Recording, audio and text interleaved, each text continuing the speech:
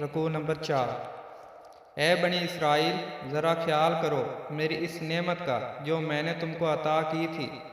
میرے ساتھ تمہارا جو عہد تھا اسے تم پورا کرو۔ میرا جو عہد تمہارے ساتھ تھا اسے میں پورا کروں گا، اور مجھ ہی سے ڈرو تم۔ اور میں نے جو کتاب بھیجی ہے اس پر ایمان لاؤ، اور اس کتاب کی تائید میں ہے جو تمہارے پاس پہلے سے موجود تھی، لہذا سب سے پہلے تم ہی اس کے منکر نہ بن جاؤ۔ تھوڑی قیمت پر میرے آیات کو بیچ نہ ڈالو، اور میرے غضب سے بچو۔ باطل کا رنگ چڑھا کر حق کو مشتبہ نہ بناؤ، اور نہ جانتے بوجھتے حق کو چھپانے کی کوشش کرو۔ نماز قائم کرو، زکوٰۃ دو، اور جو لوگ میرے آگے جھک رہے ہیں ان کے ساتھ تم بھی جھک جاؤ۔ تم دوسروں کو تو نیکی کا رستہ اختیار کرنے کے لیے کہتے ہو، مگر اپنے آپ کو بھول جاتے ہو، حالانکہ تم کتاب کی تلاوت بھی کرتے ہو۔ کیا تم عقل سے بالکل ہی کام نہیں لیتے؟ صبر اور نماز سے مدد لو۔ بے شک نماز ایک سخت مشکل کام ہے، مگر ان فرما برداروں بندوں کے لیے مشکل نہیں ہے جو سمجھتے ہیں کہ آخر کار انہیں اپنے رب سے ملنا ہے اور انہی کی طرف پلٹ کر جانا ہے۔ بے شک۔ رکوع نمبر 5۔ اے بنی اسرائیل، یاد کرو میری اس نعمت کو جس سے میں نے تمہیں نوازا تھا، اور اس بات کو کہ میں نے تمہیں دنیا کی ساری قوموں پر فضیلت عطا کی تھی۔ اور ڈرو اس دن سے جب کوئی کسی کا ذرا کام نہ آئے گا، اور نہ کسی کی طرف سے سفارش قبول ہوگی، اور نہ کسی کو فدیہ لے کر چھوڑا جائے گا، اور نہ مجرموں کو کہیں سے مدد مل سکے گی۔ یاد کرو وہ وقت جب ہم نے تم کو فرعونیوں کی غلامی سے نجات بخشی، اور انہوں نے تمہیں سخت عذاب میں مبتلا کر رکھا تھا۔ تمہارے لڑکوں کو ذبح کر رہے تھے اور تمہاری لڑکیوں کو زندہ رہنے دیتے تھے، اور اس حالت میں تمہارے رب کی طرف سے تمہاری بڑی آزمائش تھی۔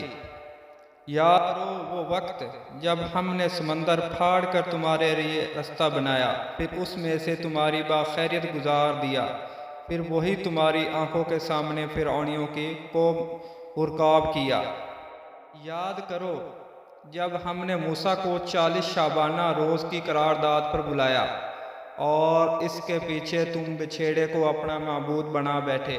اس وقت تم نے بڑی زیادتی کی تھی، مگر اس پر بھی ہم نے تمہیں معاف کر دیا کہ شاید اب تم شکر گزار بنو۔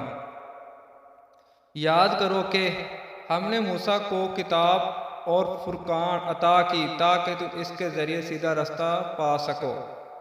یاد کرو جب موسیٰ پہ یہ نعمت لیے ہوئے پلٹا تو اس نے اپنی قوم سے کہا، لوگو تم نے بچھڑے کو معبود بنا کر اپنے اس سخت ظلم کیا ہے، لہذا تم لوگ اپنے خالق کے حضور توبہ کرو اور اپنی جانوں کو ہلاک کرو۔ اسی میں تمہارے خالق کے نزدیک تمہاری بہتری ہے۔ اس وقت تمہارے خالق نے تمہاری توبہ قبول کر لی، اور وہ بڑا معاف کرنے والا اور رحم فرمانے والا ہے۔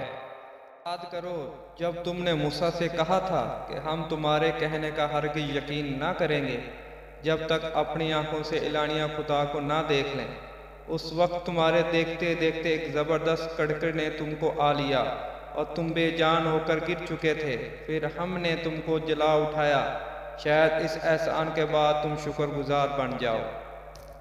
ہم نے تم پر برکہ کا سایہ کیا، من سبلہ کی غذا تمہارے لیے فراہم کی، اور تم سے کہا جو پاک چیزیں ہم نے تمہیں بخشی ہیں انہیں کھاؤ، اور وہ ہم ان پر ظلم نہ تھا بلکہ انہوں نے آپ اپنے ہی پر ظلم کیا۔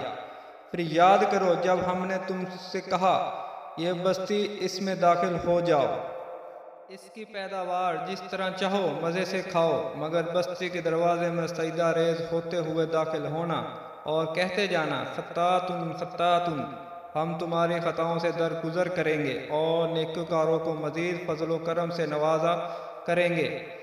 مگر جب بات ان سے کہی گئی تھی ظالموں نے اسے بدل کر کچھ اور کر دیا۔ آخر کار ہم نے ظلم کرنے والوں پر آسمان سے عذاب نازل کیا، یہ سزا تھی ان نافرمانیوں کی جو وہ کر رہے تھے۔